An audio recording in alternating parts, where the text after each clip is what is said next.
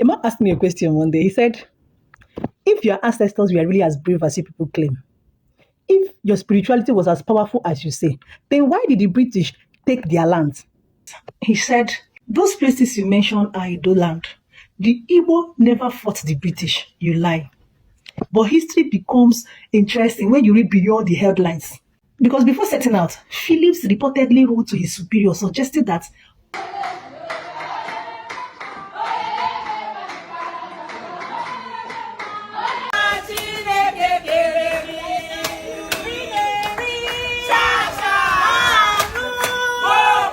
yes, we can never stop discussing who we are as Igbos, great Igbo nation. We can never stop the discussion, both now and what happened in the past.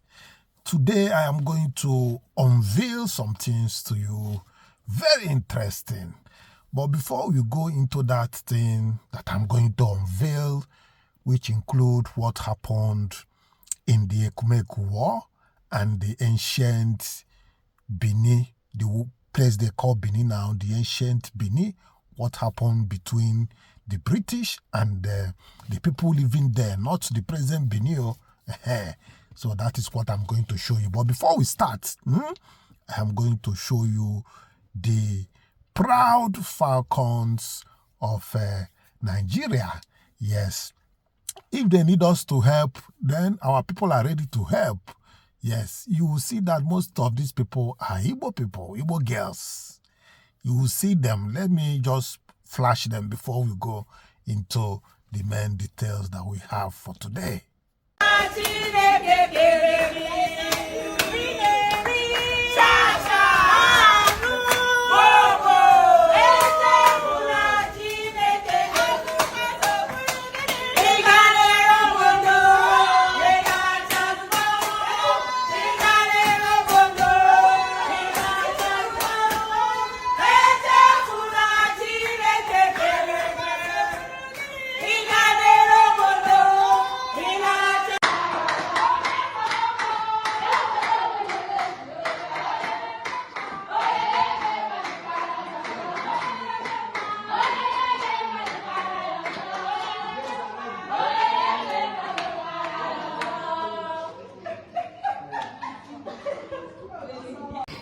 I went to a mortuary, went to a bank. And then Wagaria ka mosquito, and ya cholo go guang.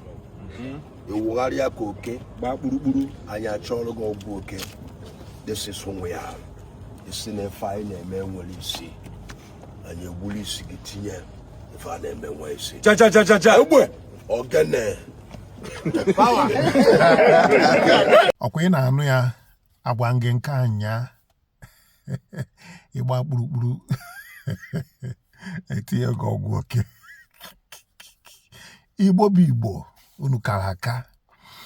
If they really want us to help in different areas, politics, any area they think of, we are ready. Science, technology, we are ready to help.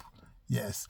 So, but let's go into the main thing that we came for today. I'm talking about really what happened in that Ekumeku War. Very interesting, you know, the way it was tabled. But I love in fact, you are going to learn to. A man asked me a question one day. He said, if your ancestors were really as brave as you people claim, if your spirituality was as powerful as you say, then why did the British take their land? Why did they destroy their institutions? Why did they change their way of life? I just smiled. Not because it was a bad question or because it was a foolish question, but because I realized many of us have grown up hearing only the first page of the story. We were told that the British conquered Igbo land. Very few of us were told how our ancestors fought before that happened. Let me tell you about a war that many history books barely mention. It was called Ekumeku. The year was 1883. Across Western Igbo land, which is today the Anioma area of Delta, including communities such as Asaba, Ibuzo, Iseluku, Ogwashiuku, Onichubo, Ukwani, and many others, the British has begun extending their control inland. They wanted more than the land. They wanted the palm trade. They wanted to appoint their own leaders. They wanted to replace the authorities of the elders with colonial rules. To the British, it was expansion. To the people, it was an invasion. But something happened that the British never expected. Communities refused to stand alone. They formed a secret alliance. Whenever danger came, word would travel quietly from village to village. Men left their farms. Hunters became warriors. Neighbors became one people. That alliance became known as Ekumeko. The British had rifles. The Ekumeko had something as valuable. They knew their land. Every forest path, every river crossing, every hidden trail. Instead of standing in open fields where British guns had the advantage, they fought differently. They disrupted colonial expeditions. Then they disappeared into the forest before the soldiers could respond.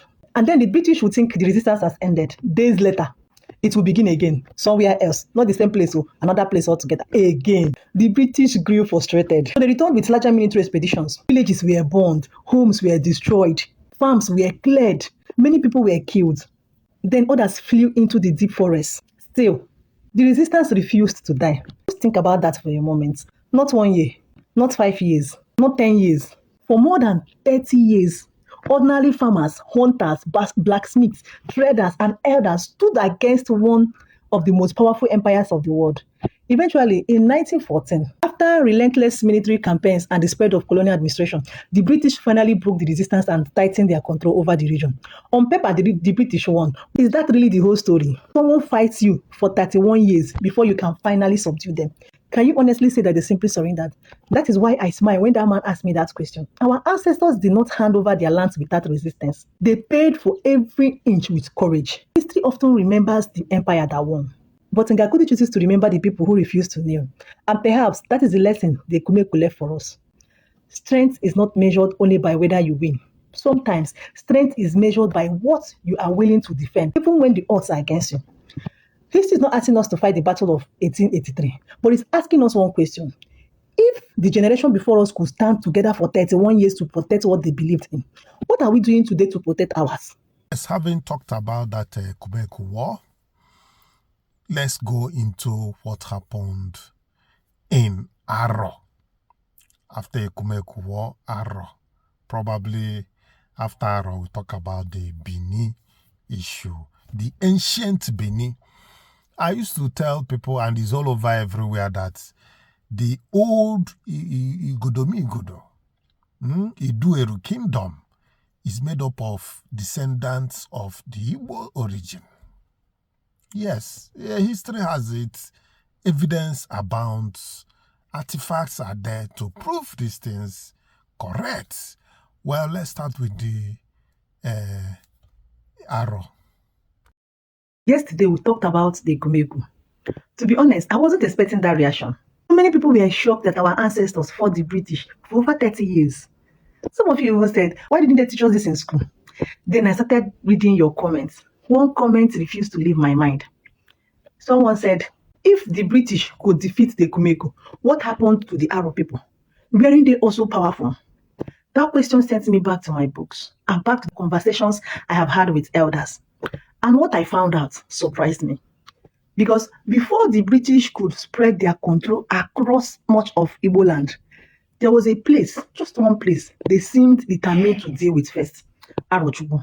Here is the part I can't stop thinking about. People say the British destroyed the famous Aro Oracle because they were afraid of it. I don't know if fear is the right word, but I keep asking myself, if it was just about shrine, why send soldiers through forests and rivers to destroy it? Why not just simply ignore it? The more I learned, the more I realized this wasn't just the story of an oracle. It was the story of an entire system. You see, long before Nigeria became a country, the Aro, they built relationship with communities across Igbo land and beyond. They traded, they traveled, they settled in different places. Then, the Bini Ukpabi oracle, which the Europeans later called the Long Juju, was known far beyond Arochukwu. People came there to settle difficult disputes and to seek spiritual guidance. But history also tells us something many people don't like to talk about today. Part of the Aro network became involved in the Atlantic slave trade. Now, some communities suffered because of it. You see, history is rarely as simple as good people and bad people. Then the British arrived. They wanted control of trade. They wanted control of the people. And as long as the Aro Confederacy remained influential, that would not be easy. So in 1901, they launched what became known as the Aro Expedition. There was fierce resistance. But by 1902, British forces entered Arochukwu. That oracle was destroyed. The Aro Confederacy was broken. And the British rule spread more easily across much of the Igbo land. Every time I think about that story, one question stays with me. Was it really just about destroying a shrine? Or was it about removing everything that gave people confidence in the system they already had? I'm still learning, but the more I study our history, the more I realize we have only been told small pieces of it. Maybe that's why this conversation matters. So let me ask you something. Before today, have you ever heard the full story of Arochukwu from your grandparents or from your parents? So if this story made you think, share with another Igbo person. Tomorrow, we'll cover another chapter of the history many of us never got to learn. Wait for it. Having seen what really happened during that Arrow attack, sometimes I wonder, how could these people just leave their land, come and be attacking people, just like what is happening in the north? Present day, we'll be attacking people. You want to take over there because you are interested in one or two things that these guys have. You want to take it by force, creating problem, creating commotion, so that you can be able to exploit the situation. Well, human beings are very wicked people, and these things are, particular to some people. Because Igbos, I never knew Igbos as people that goes into people's land to, steal. We don't do that. We go there and work hard. You work hard, then you aim for yourself. That's basically what Igbo people do. And we don't do such things. Well, let's hear the ancient, Ibini kingdom. Yes, my people, I welcome you back from that. Having said that, let me present this, interesting story, interesting, presentation to you before we come back and call it a day. A man called me a liar yesterday. Not the kind of comment you quickly forget. He said, those places you mentioned are Edo land. The Igbo never fought the British. You lie. Now, I read it. Then I read it again. And instead of arguing, I became curious. Yes, I was curious. One thing I've learned is that sometimes the people who challenge us send us on journey we never planned to take. So I started reading. I started listening. I started asking questions. And that journey took me to Benin. I don't mean the present day Benin. I mean the Benin of late 1800s. A kingdom feared and respected across the region. A kingdom with an Oba. A kingdom of skilled craftsmen. A kingdom whose walls were so impressive that visitors wrote about them. Why the story still holds. You see, the British did not simply wake up one morning and decide to attack Benin. For years, they wanted more control. They wanted more trade, more influence, more access. But Benin was not a kingdom that easily bowed to outsiders. The Oba at that time was Oba Overenwe Nobeisi. And by the 1890s, tension between Benin and the British was growing. Then came a man called Robert James Phillips. He was the acting consul general of the British Niger Coast Protectorate. Officially, he wanted to visit Benin to discuss trade and relations. That was what he told his official report was. That sounded harmless enough. But history becomes interesting when you read beyond the headlines. Because before setting out, Phillips reportedly wrote to his superior suggesting that the Oba should be removed and that the ivory in the royal palace could help pay for the operation. Now, think about that for a moment. Imagine someone planning your removal before even meeting you. This is where the story becomes complicated. Philip and his delegates decided to travel to Benin during the Igbo festival. Now, from what the historians say, this was a period, a sacred period in Benin, a time when outsiders were traditionally not allowed to enter.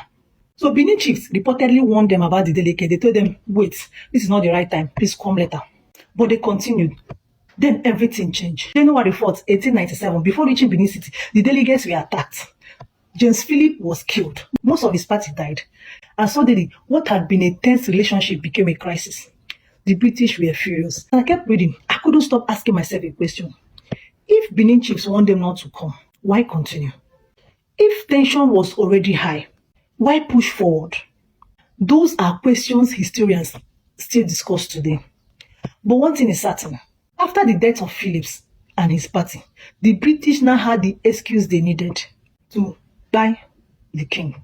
So within weeks, a military expedition was assembling. This was no longer diplomacy, it was war. Imagine hearing the news spread through Benin. Imagine chiefs gathering Imagine warriors shaping their weapons. Imagine mothers watching their son live for the war. Imagine that uncertainty. Because nobody knew exactly what was coming, but they knew there is a problem. Everybody knew it could be terrible. British advanced with machine guns, artillery, modern military tactics, weapons that have crushed resistance in other parts of the world. But Benin resisted. Both the warriors and the people fought. But courage and determination can only do much when the enemy possesses overwhelming firepower. Then the city fell. The British entered Benin. So they burned so many buildings. The royal palace was looted. Thousands of bronze work, the ivory carvings, sacred objects, and the royal treasures were all taken away. Imagine generation of history. Imagine generation of memories loaded into ships and taken away across the sea. Some of those things still remain outside Nigeria till today. And then came one of the saddest chapters, the Oba, Ovorame, the ruler of an independent kingdom, now a haunted man. Once he remained away while the British tightened their grip on the kingdom.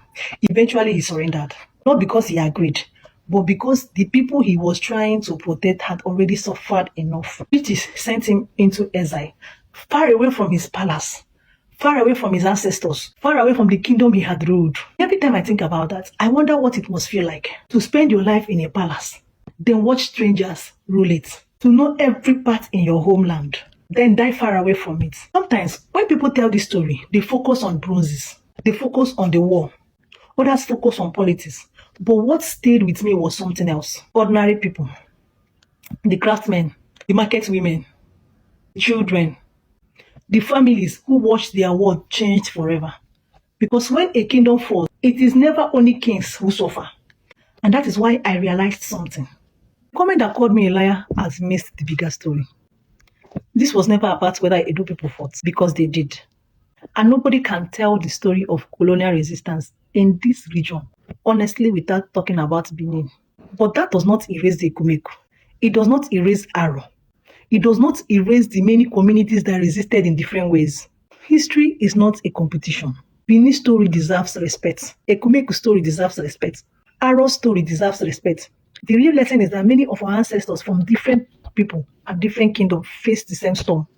Some fought with kingdoms, some fought with networks, some fought with trade, some fought with warriors, but they fought. And perhaps that is the part we should remember. If an elder from Benin were sitting beside you right now, what part of this story do you think they would add? Please, if this story made you think, share with someone who loves African story. We are going to treat another topic, a very interesting one tomorrow. Wait for it. In August 1963, Dick Tiger walked into a ring in Ibadan and defended his world middleweight title on Nigerian soil, the first world title fight ever staged in Africa. 4 years later, he stood at a podium in New Jersey and did something no reigning world champion had ever done before or ever since. He announced before the whole world that he was giving back an honor personally granted by the Queen of England, not for money, not for publicity, because the same government that decorated him was now arming the soldiers being sent to kill his own people. The next morning, he mailed the medal back to London with a note in his own hand explaining exactly why. This is the story of the only two-time undisputed world boxing champion who left his career, his fortune, his adopted fame behind to go home and fight a war to defend his own people. Richard Ihetu was born on the 14th of August 1929 in Amiibo, one of 7 children. When he was 13, his father died suddenly and the family had almost nothing left. Richard left school to support his brothers, buying and selling animal at the local market.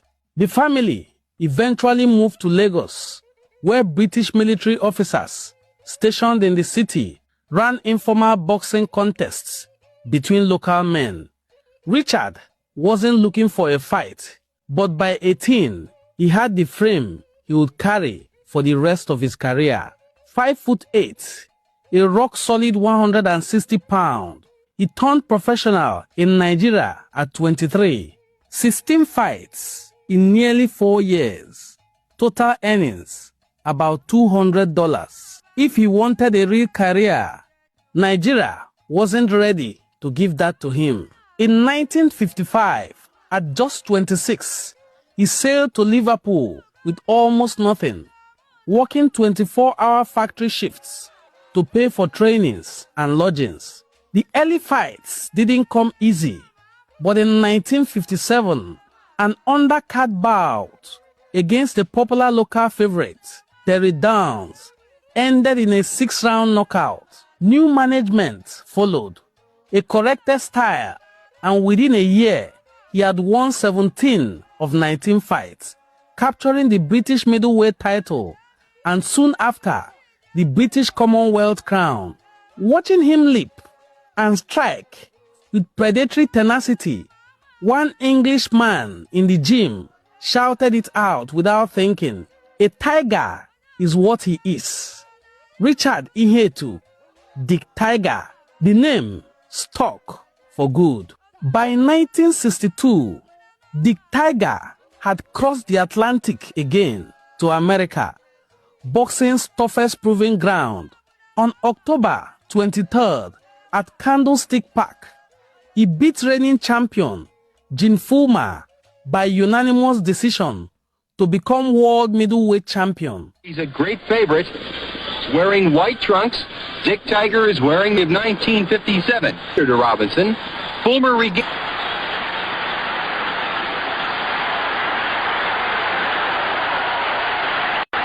Two vicious punching middleweights in there for the world title.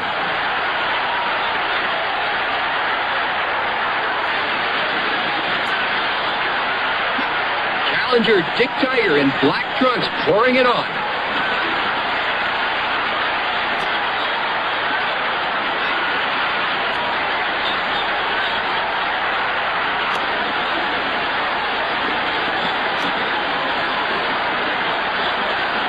Playing the role of a boxer. Very surprising. Ripping punches by challenger Dick Tiger.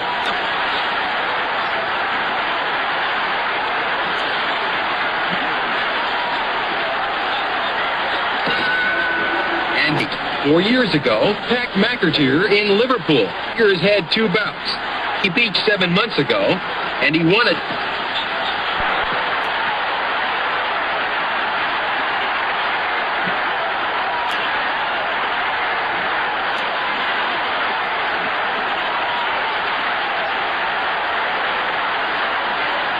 Tiger carrying the fight to champion Gene Fullmer.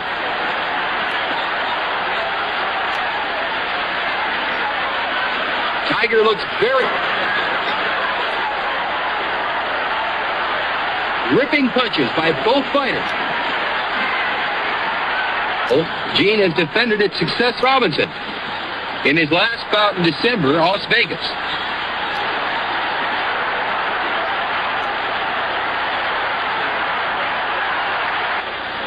Dick turned professional and he began his career rounds.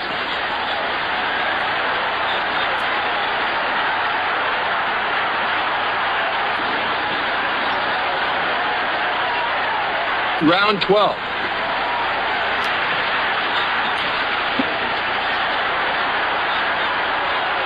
Tiger going after champion Gene Fullmer.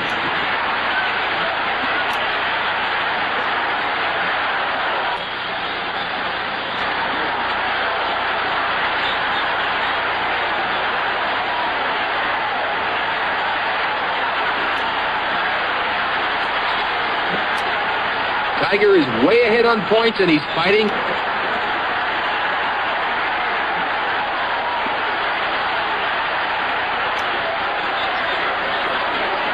Dick sends in ripping punches.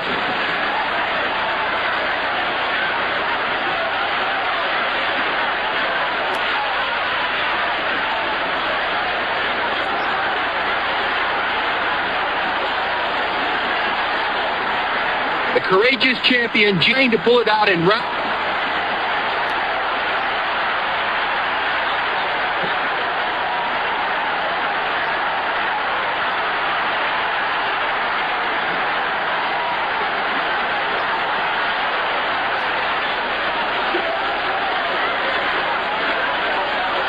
Still trying to get in that one big knockout punch.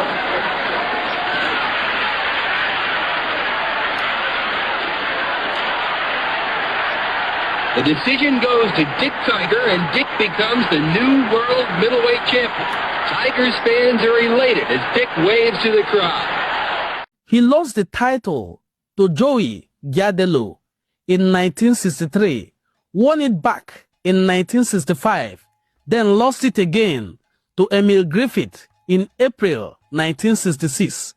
Most fighters at 37 would have stopped there. Dick Tiger moved up a weight class instead, and on December 16, 1966, at Madison Square Garden, he appointed Josie Torres to become world light heavyweight champion. 2 dimensions, undisputed both times. Fighter of the year twice over. From 2 separate boxing authorities, he was declared the fighter of the year. Then, in May 1967, the map changed. Nigeria's eastern region, the Tigers' home region, declared independence as the Republic of Biafra. Weeks later, war broke out. The Tiger renounced his British MBE at a press conference on June 15, 1967. The next morning, he mailed it to London with a note that began, "I am hereby returning the MBE," going on to explain that every time he looked at it, he thought of the men, women, and children dying in Biafra because of the arms Britain kept sending to Nigeria. He kept on boxing because boxing was now the only way to fund what came next. He flew into Lisbon straight from Madison Square Garden, bruises still fresh, and used his own prize money to fill relief planes with tinned food and infant supplies bound for Biafra. He enlisted as a lieutenant in the Biafran army, training soldiers in hand-to-hand combat. In May 1968, he fought Bob Foster wearing Biafra's colors on his robes and lost the lightweight. From Washington, D.C., the challenger, Bob Foster. From Biafra, the light heavyweight king, Dick Tiger. Be careful of fouls, low blows, rabbit blows, kidney punches may cost you the bout. Now, you're both good, clean boxers, and I expect a clean bout. Shake hands now and good luck. Scoring here in New York on a round basis. There's the bell for round 1. On a round basis, the scoring and a separate out. Now you can see take that guard down. Boston rounds. Tiger has done it 7 times. His legs may be old, his heart is young. As figured, Foster keeps moving in with either hand, the left hook, the clubbing rest is his jab and his left hook. When Foster opens up, he'll do it with combinations.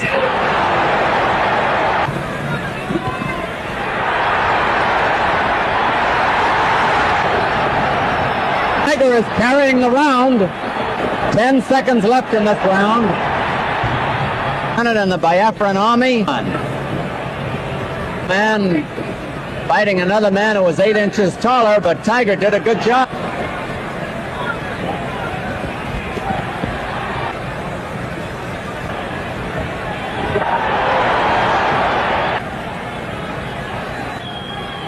Ordinarily, he pumps it in there like a piston, but he's got to watch out for Tiger's counters.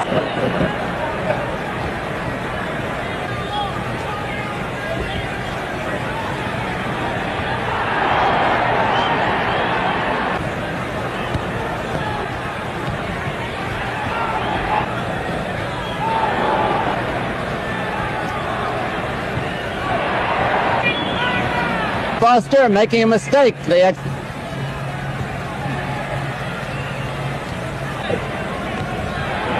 good solid.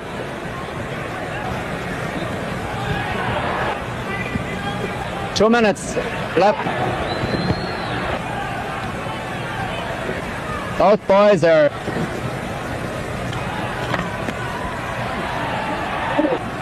a minute left in this round. Skating a moment ago.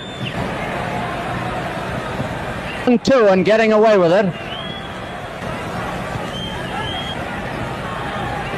Sharp jolting jab. He's hitting harder with the jab. Between rounds, let's see if it's floating. Work on Tiger. It's a possibility. Tiger unintentionally and cost himself. Men are perspiring so freely, they're making the ring circus.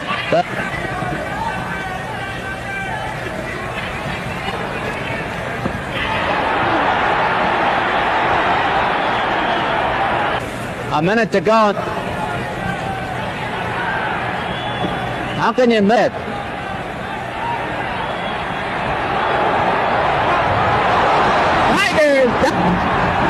Tiger down. 6, 7, 8, 9. He's not going to make it. Bob Foster is the new light heavyweight champion of the world. And the new light heavyweight champion of the world, Bob Foster. 105 is the time. Here's Bob Foster. Bob, I want to... And there, he lost the lightweight title by knockout, the only stoppage defeat of his career.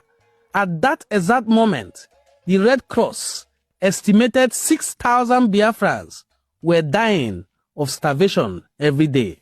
The war ground on for 36 months. Biafra surrendered in January 1970. An estimated 3 million people had died, most of them from famine. Dick Tiger fought one final time that July, a 10-round decision loss to Griffith. At 41 years old, Nigeria's government banned him from the country over his allegiance to Biafra. With no more big paydays left, the two-time undisputed world champion took a job as a security guard at the Metropolitan Museum of Art in New York. In October... Yes, viewers, I thank you for coming along with me today. Please, anything that concerns Igbo, we like to, showcase it to the world to see. And you are expected to share such things, let the world also see. Yes, if you have not subscribed to YangaLife channel, click on the subscription button, notification bell, like this video, and don't forget to share it. Till I come your way next time.